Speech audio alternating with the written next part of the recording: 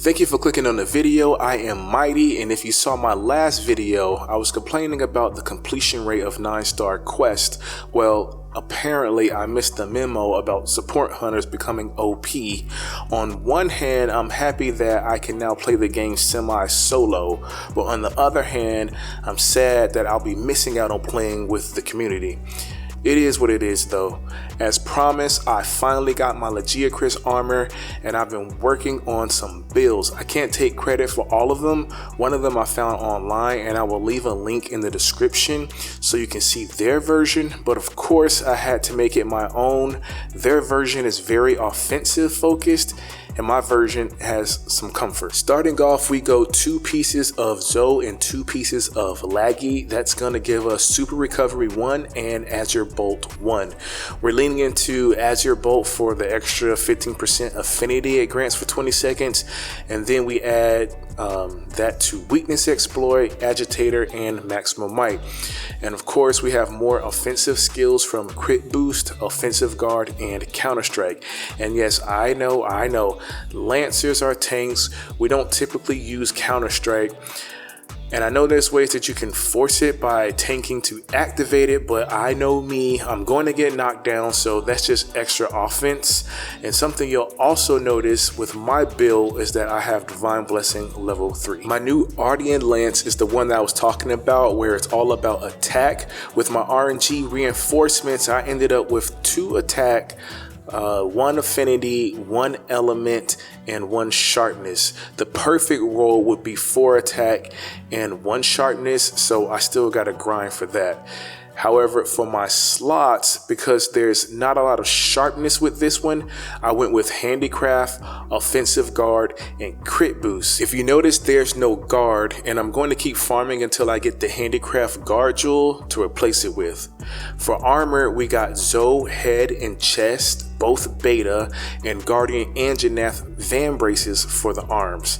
Then we have Lagiacrus on the waist and legs, and Exploiter Charm 2. For decorations, we just kind of filled things out to max them out. For example, the Zoe headpiece comes with Agitator 1 and Recovery Speed 1. So then I added another Agitator to it, and the last Maximum Might I needed to max it out. Also 1 point in Divine Blessing. The chest piece comes with Agitator level 2, then we just add 1 Chain Jewel for burst. Shock Jewel on the arms, it comes with Agitator 1 and Maximum Might 1, and Shock Absorber is for being tripped up, but that's a personal preference. You can change that to something else. We have Weakness Exploit level 1 and Maximum Might 1 on the waist. Slotted, we got 2 Counter Strikes. I didn't really know what to do with those. You can put earplugs if that's your jam, but I went Counter Strike and 1 Divine Blessing. On the legs, we have Weakness Exploit level 2, Latent Power 1, and then I slotted in my final Divine Blessing, Exploiter Charm for the last 2 points in Weakness Exploit, and Rocksteady Mantle. The original version is almost the same except for some caveats. I will link it for you in the description and pinned comment. But before that, I have to once again plug my website, MightyMoc.com. I just added a page with all my builds that I will cover going forward. Just navigate down the gaming page and click on the build link and it will take you there. Also remember that I have music. I'm currently working on a new track right now, and I just added a new entry to my blog. Thanks again for your support. Back to the build. Basically all you're doing is swapping out the helmet for the Guardian Anjanath helmet, and what that's going to do is give you second wind instead of super recovery. So this one is all about maintaining stamina and keeping that maximum might up for as long as possible. Now the version that you're seeing on screen still isn't the exact version because theirs doesn't have shockproof, Counter Strike, or Divine Blessing. Instead they have earplugs and Constitution. So this is a very offensive build, and it's all about being aggressive and just going in. For me, I'm not that good at being offensive, so I'd rather have some comfort to help me stay alive. But if you're better than me at this game, then this build is for you. Last, we have my Guts Laggy build, which is a split between Rey Dau and Lagiacrus gear.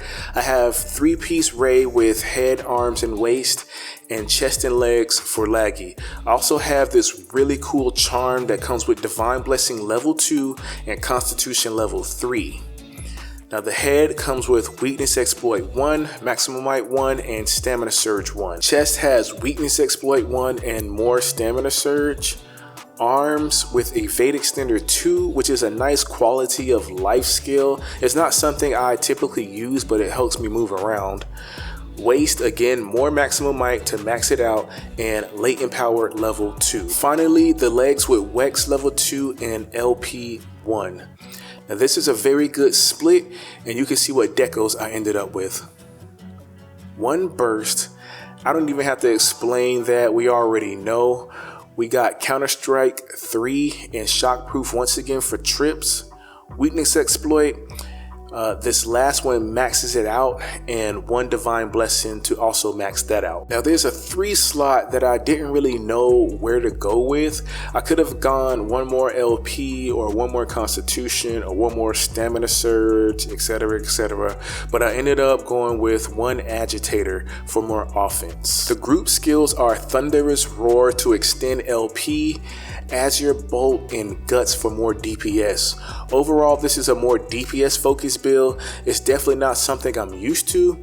Again, I'm used to more defense builds, but I'm trying to get used to playing it. I've been using, Zo builds for so long that I actually forgot that I had to stop and drink potions to heal. One last thing I wanted to talk about is the affinity with these builds. Weakness Exploit provides, 30 to 50%, but let's just say 30% most of the time, because when you're playing with other players, they may pop the wounds before, you get to them or whatever. And Maximum Might is another 30. My weapon provides 10%, so that's 70% at base. With the raid build, once LP activates, we add another 30 at level 3, latent power, which totals 100%. We also have Azure Bolt for another 15%, so that's 115 max. With the comfy build, we have Agitator 5, but only 1 LP.